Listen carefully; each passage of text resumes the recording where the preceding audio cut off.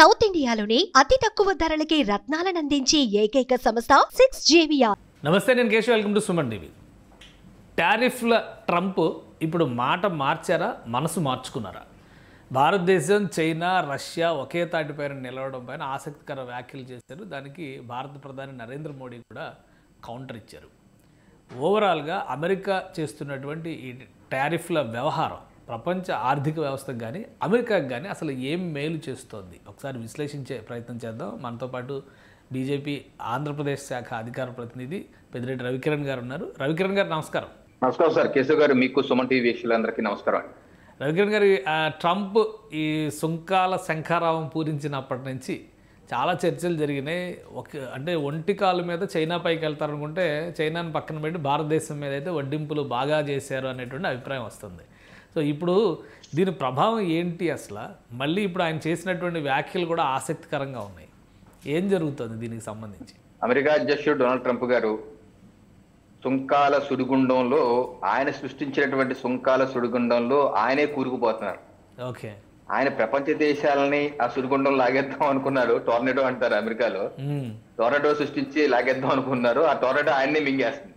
Okay, ఇది ఒకటి అనుకుంటే ఇంకోటి జరిగింది. కానీ ఆర్థికంగా అమెరికాకి ప్రయోజనం, ఆర్థికంగా అమెరికాకి అయితే ప్రయోజనం జరిగిందని చెప్తున్నారు. మరి మీరు సుడిగుండంలో ఆయన చిక్కుకున్నారు అంటున్నారు, ప్రపంచ దేశాలు చిక్కుకున్నాయి అని చెప్తున్నారు వాళ్ళు. ఇదే మేడిపుండు చూడు మేలుబై ఉండి పొట్ట వేపుచుడు పురుగులుండి అంటే ఇంతే. ఇదే మన ట్రంప్ గారు చెప్తున్న అంశం. ఇప్పుడు ఆయన ప్రపంచ దేశాలకి, సొంత దేశ ప్రజలకి చెప్తుంది ఇదే: మన ఆదాయం బాగా పెరిగిపోద్ది, మనల్ని దోచేసుకుంటున్నారు, మనకి చాలా అద్భుతాలు జరగబోతున్నాయని గత 6-7 మాసాలకు చెప్తున్నారు. కాకపోతే క్షేత్రస్థాయిలో ప్రజలు నిలదీస్తున్నారు ప్రభుత్వాన్ని. ఇప్పుడు టారిఫ్స్ భారతదేశం మీద 50% టారిఫ్ అంటే ఏంటి? భారతదేశం నుంచి వెళ్లే వస్తువులు, అమెరికాలో వెళ్లే వస్తువుల మీద 50% టారిఫ్ పడుతుంది. టారిఫ్ పడితే అది భరించేది ఎవడో? అమెరికా దేశీయుడు, అక్కడ ఉన్నటువంటి స్థానికులు, కొనుగోలుదారులు భరిస్తారు. కానీ ఇక్కడ ఎక్స్పోర్ట్ చేసేవాడు భరించరు కదా. ఎక్స్పోర్ట్ చేసేవాడు భరించరు కదా. మనకి ఎక్స్పోర్ట్స్ ఆగిపోతాయి. మనకు ఎక్స్పోర్ట్స్ వాళ్ళు మాకొద్దు, మా వినియోగదారు కొనలేకపోతున్నారు, మీ ప్రోడక్ట్ ఎక్కువ కొనలేదని ఆపేస్తారు. మనకు వచ్చే నష్టం ఏంటి? మన ఎక్స్పోర్ట్స్ ఆగిపోతాయి. అక్కడ జరిగేది ఏంటి? అక్కడ రేట్లు పెరిగిపోతాయి. ఎప్పుడైతే వస్తువు కనిపించడం మానేసిందో మార్కెట్ లో, ద్రవ్యోల్బణం పెరిగిపోతే ఆ వస్తువు మీద, ఒక వస్తువు మీద 100 మంది అడుగుతారు, అప్పుడే రేట్ పెరిగిపోతుంది. ఇప్పుడు అమెరికాలో అదే పరిస్థితి. అన్ని రేట్లు వాల్మార్ట్ లో చూస్తే గత 2 మాసాలకి ఇప్పటికి డబుల్ అయిపోయిన రేట్లు. ప్రజలు నిలదీస్తున్నారు. Who will pay the tariff అని అడుగుతున్నారు. ట్రంప్ గారిని, వాళ్ళ యొక్క శాసనసభ్యుల్ని, వాళ్ళ పార్లమెంట్ సభ్యుల్ని రోడ్ల మీద నిలదీసి అడుగుతున్నారు. వాళ్ళ సెనేటర్లు కానీ, కాంగ్రెస్ మెన్ కానీ రోడ్ల మీద తిరగలేకపోతున్నారు. Who will pay the tariff చొక్కపట్టుకు అడుగుతున్నారు. ఇప్పుడు బెనిఫిట్ అవ్వాల్సింది ఎవరో? వినియోగదారుడు, అమెరికన్ సిటిజన్స్ బెనిఫిట్ అవ్వాలి. బెనిఫిట్ అవ్వట్లే కదా. దీనివల్ల ఆయనకి, ట్రంప్ గారు ఏమవుతుంది? అన్ని పక్షాల నుంచి ముప్పేట దారి. అటు చట్టపరంగా స్వపక్షం, సొంత పార్టీ, విపక్ష పార్టీ, మీడియా, ప్రపంచ దేశాలు, అన్ని రకాలుగా. ఏ రకంగా ఇప్పుడు మనం గత డిబేట్ లో కూడా చెప్పుకున్నాం. ఏదైతే చట్టానికి, కోర్ట్ ఆఫ్ ఇంటర్నేషనల్ ట్రేడ్ కి ఈ యొక్క బాధితులందరూ, ఎక్స్పోర్టర్స్ అందరూ, గతంలో మీకు చూపించాను మీకు ఇది. కోర్ట్ ఆఫ్ ఇంటర్నేషనల్ ట్రేడ్ ఎవరో ఈ బిఓఎస్ సెలక్షన్స్, ప్లాస్టిక్ సర్వీస్, ఈ కంపెనీస్ అందరూ అమెరికా మీద సూ చేశారు. ఆ కోర్టుకి వెళ్ళారు, United States Court of International Trade. వీళ్ళతో పాటు 15 పైగా రాష్ట్రాలు, state of Oregon, state of Arizona, Connecticut, Mexico, New Mexico, government, ఇన్ని చాలా ఉన్నాయి. ఆ రోజు మనం చెప్పింది ఏంటి? మే 2020 ఇచ్చిన తీర్పు ఇది. ఈ తీర్పు మనం చెప్పుకున్నాం. ఆ కోర్టు ఏదైతే ట్రంప్ చేస్తుంది రాజ్యాంగ వ్యతిరేకం అని చెప్పేసి టారిఫ్ విధానం రద్దు చేసిందని చెప్పాం. ఆ తర్వాత అమెరికా ప్రభుత్వం మనకి ఏ రకంగా హైకోర్టు ఉండితో, అమెరికాలో ఏముంది? United States Court of appeal for federal, ఈ కోర్టుకి వెళ్ళింది. ఈ కోర్టు తీర్పు మొత్తం వాదనలు విన్ని మొన్న ఆగస్టు 29వ తారీఖు తీర్పు ఇచ్చింది. ఇది మొత్తం 11 మంది జడ్జిలు. దానిలో 7గురేమో ట్రంప్ గారు చేస్తున్న తప్పు, రాజ్యాంగ వ్యతిరేకం అన్నారు, 4గురేమో అనుకూలం అన్నారు. అంటే ఓవరాల్ గా దాన్ని కొట్టేసింది. ఇదిగో ఇచ్చినటువంటి తీర్పు, జడ్జిమెంట్ కాపీ. దీనిలో చాలా స్పష్టంగా చెప్పారు జడ్జిలు. ఏం చెప్పారు? We affirm the Court of International Trade holding that the trafficking and reciprocal tariffs imposed by challenging executive orders, executing the authority, delegating the president by IEPA. We also affirm that CAT grant of declaration as invalid as contrary to law. ఏదైతే మీరు IEEPA చట్టం ప్రకారం నేను చేశానని చెప్తున్నారు 1977 చట్టం ప్రకారం, దానిలో ఎక్కడ టారిఫ్ అన్న పదమే లేదు. అసలు నీకు రాష్ట్రపతిగా, అమెరికా రాష్ట్రపతిగా నీకు ఎక్కడ ఎవరిచ్చారు అధికారం? వాళ్ళ రాజ్యాంగం అండి, ప్రజాస్వామ్య దేశం కాబట్టి వాళ్ళ రాజ్యాంగంలో కేశవ్ గారు రాజ్యాంగ అధికరణ 1 ఉంది, అంటే ఆర్టికల్ 1. దానిలో ఏంటంటే టారిఫ్స్ కానీ ఇటువంటి సుంకాలు కానీ అన్ని కాంగ్రెస్ కి దఖలు పరిచింది రాజ్యాంగం. కాంగ్రెస్ అంటే మన దేశంలో పార్లమెంట్ ఉన్నట్టు ఆ దేశంలో కాంగ్రెస్, మన దేశంలో పార్లమెంట్ సభ్యులందరూ ఎంపీలందరూ కలిసి పార్లమెంట్ లో ఉంటారు. అక్కడందరూ కాంగ్రెస్ మెన్లందరూ ఎన్నుకోబడి వాళ్ళందరూ కాంగ్రెస్ లో ఉంటారు. కాంగ్రెస్ కి ఇచ్చింది నీకు ఒక్కరికి ఇవ్వలేదు. పోనీ కాంగ్రెస్ ఏమైనా రెజల్యూషన్ పాస్ చేసి నీకేమైనా తగలపరుస్తూ నీకేమైనా ఇచ్చారు రెజల్యూషన్ చూపించమన్నారు, అదేం లేదు. అందుకని మీరు చేస్తుంది రాజ్యాంగ వ్యతిరేకం, అవుట్ ఆఫ్ లా అని కొట్టేసింది. ఇప్పుడు మొన్న 2 రోజుల క్రితం ఇది పట్టుకొని పరిగెత్తుకుంటా వెళ్ళి ట్రంప్ గారు సుప్రీంకోర్టుకి వెళ్ళారు. ఇక మన దేశంలో ఏదైతే సుప్రీంకోర్టు ఫైనల్ కదా, అలాగే ఆల్ దేశంలో కూడా సుప్రీంకోర్టే అదే ఫైనల్.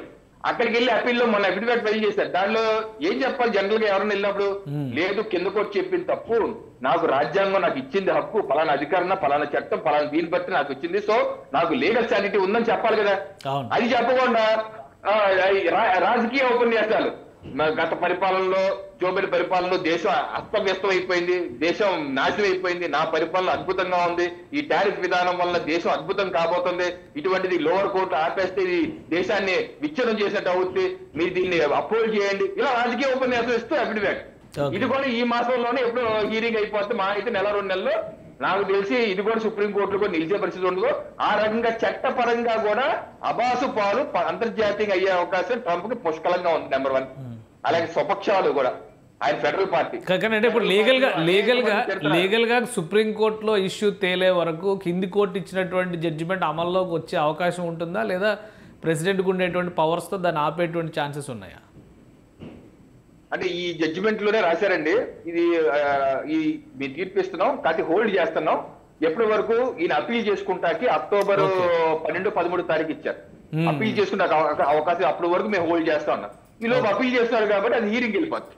హీరింగ్ వెళ్ళిపోతే 1-2 నెలల్లో అది జడ్జిమెంట్ వచ్చేస్తుంది. సో మనకిలా కాదు, ఫాస్ట్ ట్రాక్ లో అయిపోతుంది. ఫాస్ట్ ట్రాక్ అయిపోతుంది, మనలా కాదు, ఫాస్ట్ ట్రాక్ అయిపోతుంది. అయితే ఆయన హోప్ ఏంటి, ట్రంప్ గారు హోప్ ఏంటంటే అక్కడ సుప్రీంకోర్టు జడ్జిల్ని రాష్ట్రపతి అపాయింట్ చేస్తారు. రాష్ట్రపతి మనకి ఎలాగైతే కొలీజియం వ్యవస్థ ఉంది, ఇక్కడ ప్రధానమంత్రి రాష్ట్రపతి పని కొలీజియం చేస్తారు, అక్కడ ఎలాగ రాష్ట్రపతి చేస్తారు. అందుకని అక్కడ సుప్రీంకోర్టు జడ్జిమెంట్లు జడ్జిల్లో ఏ కోర్టుకైతే వెళ్ళిందో అక్కడ 7 ఫెడరల్ పార్టీ అపాయింట్ చేసి, అంటే వీళ్ళు ప్రభుత్వం అపాయింట్ చేసిన వాళ్ళు 4 ఏమో అపోజిషన్ పార్టీ అపాయింట్, అక్కడే రిలీఫ్ వస్తుందేమని చెప్పి అనుకుంటున్నారు ఈయన. బట్ విశ్లేషకులు ఆ దేశ పండితులు చెప్పడం ఏంటంటే ఇది అయ్యే పని కాదు, ఇది రాజ్యాంగ వ్యతిరేకం, సుప్రీంకోర్టుకి తేల్చేస్తున్నారు. అలాగా చట్టపరంగా దెబ్బ అవ్వబోతుంది. అలాగే స్వపక్షం ఫెడరల్ పార్టీ వాళ్ళ సొంత పార్టీ కూడా అందరూ చెప్తున్నారు, భారతదేశం లాంటి దేశం మన దశాబ్దాలుగా ఒక 2-3 దశాబ్దాలుగా రిలేషన్ బిల్డ్ చేసుకున్నాం. ఫిన్లాండ్ రాష్ట్రపతి గారు కూడా నిన్న చెప్పారు, భారతదేశంతో ఈ రకంగా మీరు విదేశీ విధానం అవలంబించడం కరెక్ట్ కాదు, ఇలా చేయటం వల్ల మన యొక్క ఉనికి కూడా కోల్పోతాం అని ఆయన కూడా చెప్పడం జరిగింది. అలాగే నిన్నగా మొన్న యూరోపియన్ యూనియన్ కమిషన్ ప్రెసిడెంట్ అలాగే ఆ యొక్క చైర్మన్లు కూడా మన దేశ ప్రధానమంత్రి నరేంద్ర మోడీ గారితో మాట్లాడారు. యూరోపియన్ యూనియన్ కూడా ఫ్రీ ట్రేడ్ అగ్రిమెంట్ కి భారతదేశం చేసుకుంటే రెడీగా ఉన్నారు, బహుశా ఈ సంవత్సరం చివరిలోపు జరగబోతుంది. సో ఈ రకంగా అన్ని విధాలు. కానీ ప్రధానమంత్రి గారు అసలు ఫోన్ ఎత్తట్లేదు, భారత ప్రధాని ఫోన్ ఎత్తట్లేదు, ఇది కూడా సమస్యకు కారణం అవుతుంది అన్నట్టుగా కామెంట్స్ బయట ప్రచారం జరుగుతుంది. ట్రంప్ ట్రూత్లో చేసినటువంటి కామెంట్స్ కూడా ఆసక్తికరంగా ఉన్నాయి. 3 దేశాలు కలవడం, వాళ్ళ లాంగ్ లీవ్ అన్నట్టుగా వాళ్ళని అభినందించడం, దానికి ప్రధానమంత్రి గారు కౌంటర్ ఇవ్వడం, ఏంటి ఇదంతా మళ్ళీ మార్పులు వస్తాయి ఈ కోర్టుల తీర్పుల తర్వాత అనేటువంటి సంకేతాలుగా చూడొచ్చా మనం? అదే అండి, అంతర్జాతీయ మీడియాలో అయితే వచ్చింది, FAQ అని జర్మన్ పత్రిక, దానిలో వచ్చింది ఇలా 4 సార్లు ట్రంప్ గారు ఫోన్ చేస్తే మోడీ గారు ఎత్తలేదని. సో దానిలో ఎంతవరకు నిజం ఉందో అబద్ధం అని మనకైతే తెలియదు. బట్ ఒకటేంటంటే అమెరికా యొక్క ధోరణి మార్చుకోవాల్సిన పరిస్థితి. ఎందుకంటే డెడ్ ఎకానమీ, భారతదేశాన్ని ఒక డెడ్ ఎకానమీ అన్నారు. ఇష్టం వచ్చినట్టు పాకిస్తాన్ ని భారతదేశాన్ని ఒకే విధంగా చూసే విధంగా స్టేట్మెంట్లు ఇస్తాయి. ఇది కుట్రపూరితంగా ట్రంప్ గారు చేస్తున్నారు, అమెరికా దేశం చేస్తుంది నేను అన్నాం. అదే ట్రంప్ గారు కావాలని చేస్తున్నారు, కానీ దానికి ఉద్దేశాలు దురుద్దేశాలు, బహుశా పాకిస్తాన్ తో వాళ్ళ కొడుకులు అల్లుళ్ళు ఉన్నటువంటి వ్యాపారాలు, అక్కడ ఉన్నటువంటి క్రిప్టో కరెన్సీ వ్యవహారాలు వీటి మీద ప్రభావం చూపుతుందని చెప్పి ఆ దేశ మీడియా కూడా కోడే కోస్తుంది. అందుకని ఆయన మీద అభిశంసన విచారణ కూడా చేపట్టే అవకాశం ఉంది ఈ కోణంలో.